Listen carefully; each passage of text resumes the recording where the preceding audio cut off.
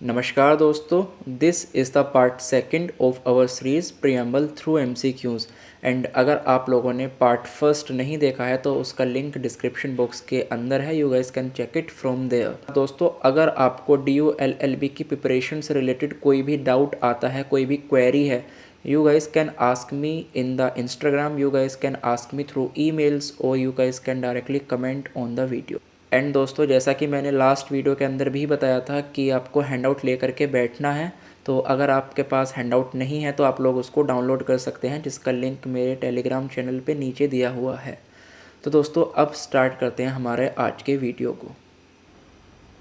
So guys, this is the question number 1 and it says that in which of the following case Supreme Court of India held that preamble is the part of the Constitution of India। And जिन बच्चों ने part first देखा है तो मैं समझता हूँ कि वो लोग आराम से इसका आंसर कर पा रहे होंगे। तो इसका करेक्ट आंसर है ऑप्शन नंबर डी। ठीक है, अब कैसे उसको समझते हैं। तो दोस्तों, क्या हुआ था, बेरूबेरी केस को समझते हैं। बेरूबेरी केस के अंदर क्या हुआ था, सुप्रीम कोर्ट ने ये बोला था कि जो प्रियम्बल हैं वो कॉन्स्टिट्यूशन का पार्ट नहीं है। ठीक है, so in the Berubari case Supreme Court says that preamble is not a part of the Constitution. उसके बाद ये जो सेम क्वेश्चन है कि क्या प्रियम्बल पार्ट है कॉन्स्टिट्यूशन का, वो फिर से आया केशवानंदा भारतीय केस के अंदर। एंड इस बार सुप्रीम कोर्ट ने क्या किया, जो उसका डिसीज़न था बेरूबेरी केस के अंदर उसको टिल्ट कर दिया, उसको ओवर रूल्ड कर दिया। एंड इस बार सुप्रीम कोर्ट ने बोल दिया कि जो प्रियम्बल है that is the part of the constitution. तो इस केस के अंदर सुप्रीम कोर्ट बोलता है कि preamble is the part. And उसके बाद LIC ऑफ इंडिया के केस में फिर से सेम क्वेश्चन उठ करके आता है कि क्या प्रियम्बल पार्ट है। एंड इसमें भी सुप्रीम कोर्ट ने क्या बोला, yes preamble is the part. तो LIC ऑफ इंडिया केस के अंदर सुप्रीम कोर्ट ने जो उसकी केशवानंदा भारतीय केस के अंदर जजमेंट थी उसको अपहेल्ड किया। ठीक है, ओवर रूल्ड नहीं किया, अपहेल्ड किया। सो जस्ट एक बार फिर से रिवाइज कर लेते हैं। बेरूबेरी केस के अंदर सुप्रीम कोर्ट ने बोल दिया नहीं, preamble is not a part. Kesavananda भारतीय एंड LIC के अंदर सुप्रीम कोर्ट ने बोला yes preamble is the part of the constitution. तो अगर अब हमारे से क्वेश्चन आता है कि क्या प्रियम्बल पार्ट है, तो definitely preamble is the part of the Indian constitution till now. तो इसका जो करेक्ट आंसर है वो आता है both B and C. Now this is our question number 2 and ये है कि the mind of the makers of the constitution of India is reflected in which of the following. And guys, ये UPSC civil services 2017 का question है and it's a very basic question. And ये पूछ रहा है कि जो हमारे कॉन्स्टिट्यूशन के फोर फादर्स थे, जो कॉन्स्टिट्यूशन को बनाने वाले थे, उनका जो माइंड है, उनके जो पूरे विचार हैं, वो किस पार्ट के अंदर दिखते हैं। तो whether they are reflected in the preamble, fundamental right, DPSP और the fundamental duties. And the correct option to this is A, preamble. क्योंकि प्रियम्बल के अंदर आपको पूरे कॉन्स्टिट्यूशन की छवि दिख जाएगी कि what how our Indian Constitution is going to be. Everything is visible in the preamble, like India is sovereign, socialist, republic, democratic and secular nation, liberty of thought, justice, social justice, political justice and economic justice। तो पूरा का पूरा fraternity, brotherhood, everything is in the preamble। तो preamble is the correct option। ठीक है, तो preamble। Now question number 3 and this is again also a UPSC civil services question and ये latest वाला है, 21 वाला जो लेटेस्ट पेपर हुआ था UPSC का, उसके अंदर प्रियम्बल से रिलेटेड एक क्वेश्चन आया था। तो मैंने सोचा कि क्यों ना आपके साथ इसको शेयर किया जाए। एंड ये बोलता है कि what was the exact constitutional status of India on the 26 जन 1950। एंड यहाँ पर जो मार्क करने वाला है वो आता है एग्जैक्ट। ठीक है, इस क्वेश्चन का मतलब ये हो गया कि हमको प्रियम्बल बताना है कि प्रियम्बल 42nd अमेंडमेंट से पहले कैसा था। क्योंकि हमको पता है कि 42nd अमेंडमेंट हुआ था एंड उस अमेंडमेंट से प्रियम्बल के अंदर 3 न्यू वर्ड्स वर इंसर्टेड। कौन कौन से थे वो शब्द? वो शब्द थे सोशलिस्ट, एक उसमें था सेक्युलर एंड एक था integrity. So these were the three words which were inserted in our preamble by the 42nd amendment, जो कि हुआ था 1976 में। अब हमको क्या बतानी है, हमको बतानी है एग्जैक्ट पोजीशन, ठीक है। हमको 42nd अमेंडमेंट नहीं बताना, हमको बतानी है एग्जैक्ट। तो एग्जैक्ट क्या थी, तो एग्जैक्ट पोजीशन आती है option B, sovereign, democratic and republic. And अगर पूछेगा प्रेजेंट पोजीशन, अगर यहाँ पर एग्जैक्ट की जगह आता है प्रेजेंट, ठीक है, कि what is the present position of India, तो जो प्रेजेंट पोजीशन है वो है डी। अब हमारी प्रीएम्बल के अंदर क्या है, sovereign, socialist, secular, democratic, republic. And guys, अगर आपको वीडियोस अच्छी लग रही हैं, अगर आपको मज़ा आ रहा है वीडियो के अंदर, तो सब्सक्राइब करना मत भूलना, क्योंकि आपके लिए ऐसी ही वीडियोस आती रहेंगी ऑन द रेगुलर बेसिस। अब हमारा क्वेश्चन नंबर 4 को देखते हैं। This question is very technical, this question is a little bit hard question, and मैंने इसको इंटेंशनली डाला है ताकि आपको टफ़ क्वेश्चन करने की भी आदत हो जाए। इस क्वेश्चन के अंदर बहुत सारे आपके जो कॉन्सेप्ट हैं वो क्लियर होने वाले हैं। तो कंसिडर दी फॉलोइंग स्टेटमेंट। अब आपको पता है कि 21 के अंदर DU ने कितने ज़्यादा स्टेटमेंट से रिलेटेड क्वेश्चन पूछे, तो अब हमको हैबिचुअल होना पड़ेगा इस टाइप के क्वेश्चन सोल्व करने का। सो ये बोल रहा है इट इज़ जस्टिसिएबल। क्या हमारी प्रीएम्बल जस्टिसिएबल हैं? सबसे पहले समझते हैं जस्टिसिएबल का मतलब क्या होता है। जस्टिसिएबल का मतलब होता है कि you can go to the court for their enforcement. This is the meaning of the term justiciable. So is preamble justiciable? No. Preamble is the part of the constitution, but preamble is not justiciable. तो this statement is wrong. Supreme Court ने साफ साफ बोल रखा है कि preamble हमारे constitution का पार्ट तो है, बट ये जस्टिसिएबल नहीं है।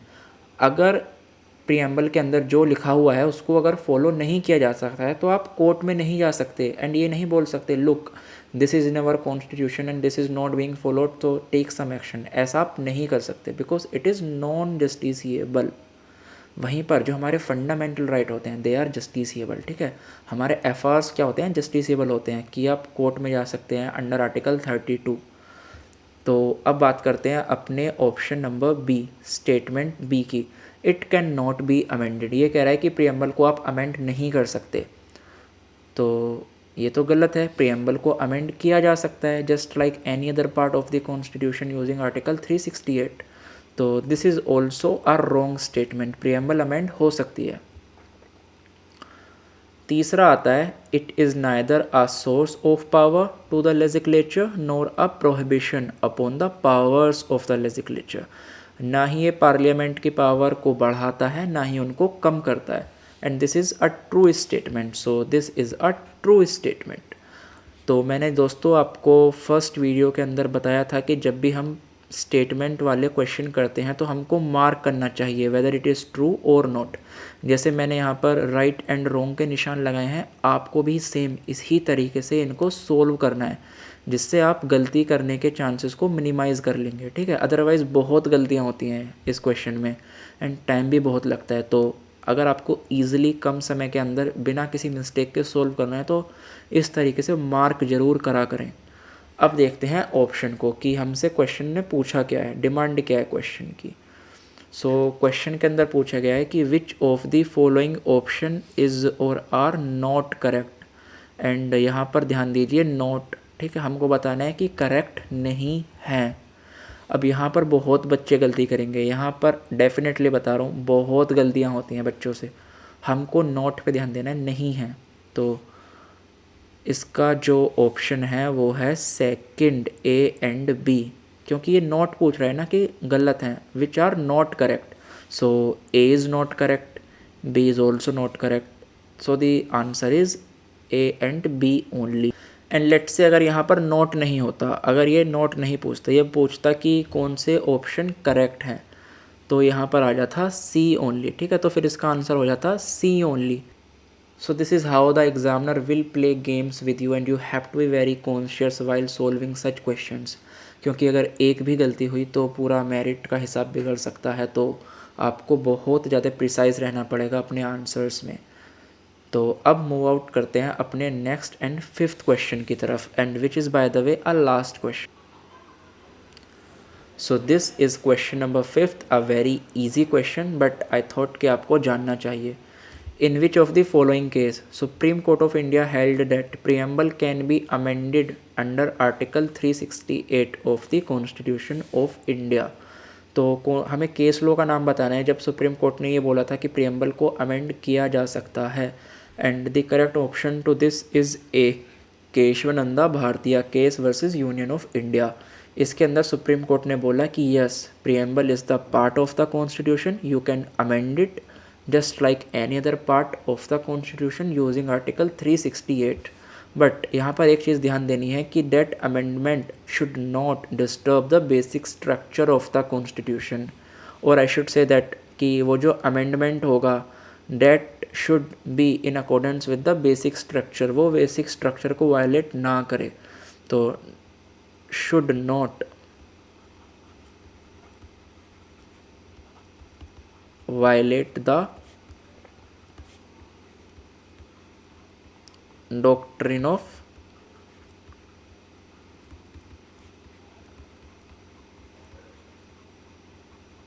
basic structure of Constitution. So भाई केशवानंदा भारतीय केस के अंदर क्या क्या हुआ मैं आपको बता देता हूँ। केशवानंदा भारतीय केस के अंदर जो डॉक्ट्राइन ऑफ बेसिक स्ट्रक्चर है पहली बार आई, तो पूछेगा कि अगर डॉक्ट्रिन ऑफ बेसिक स्ट्रक्चर किस केस के अंदर आई, तो Kesavananda Bharati case. Supreme Court ने पहली बार कब माना कि प्रियम्बल कॉन्स्टिट्यूशन का पार्ट होता है? Answer is Kesavananda Bharati case. Supreme Court ने किस केस के अंदर बोला कि आप प्रियम्बल को अमेंड कर सकते हैं? The answer is Kesavananda Bharati case. अगर आपसे पूछता है कि ऐसा केस बताइए जिसमें अब तक की सबसे बड़ी कॉन्स्टिट्यूशनल बेंच बैठी हो, the answer is Kesavananda Bharati case. And आपको आर्टिकल 368 का मतलब भी समझ लेना होगा, ठीक है। तो आर्टिकल 368 क्या होता है? It basically gives power to the parliament to amend the constitution, ठीक है। डिटेल में किसी और वीडियो के अंदर बात करेंगे आर्टिकल 368 में, बट आज इस वीडियो के अंदर इतना ही। एंड अगर दोस्तों आपको वीडियो अच्छी लगी है, अगर आपको पसंद आया है मेरा काम, तो वीडियो को लाइक कीजिए, चैनल को सब्सक्राइब कीजिए। एंड अगर आपको कोई भी डाउट आता है, बेसिक से बेसिक भी अगर आपको डाउट आता है, do not forget to ask it in the comment. इसके साथ साथ आप मेरे से इंस्टाग्राम या फिर ईमेल के थ्रू भी अपने डाउट क्लियर कर सकते हैं। इसी के साथ दोस्तों आई होप कि आप लोग इस वीडियो को हैंडआउट के साथ अटेंड किया होगा, एंड जो भी मैंने स्क्रीन पर लिखा है आप लोगों ने उसको अपने हैंडआउट में लिखा होगा। अगर नहीं लिखा है तो लिंक डिस्क्रिप्शन में है, वहाँ से जा कर के हैंडआउट को डाउनलोड कीजिए, प्रिंट आउट निकालिए एंड दोबारा से वीडियो देखिए। एंड जो भी मैंने लिखा है, जो आपको बताया, उसको मार्क कीजिए, जिससे आपको रिवीजन करने में बहुत आसानी हो जाएगी। इसी के साथ मिलते हैं नेक्स्ट वीडियो में, जब तक के लिए tata bye bye, thank you.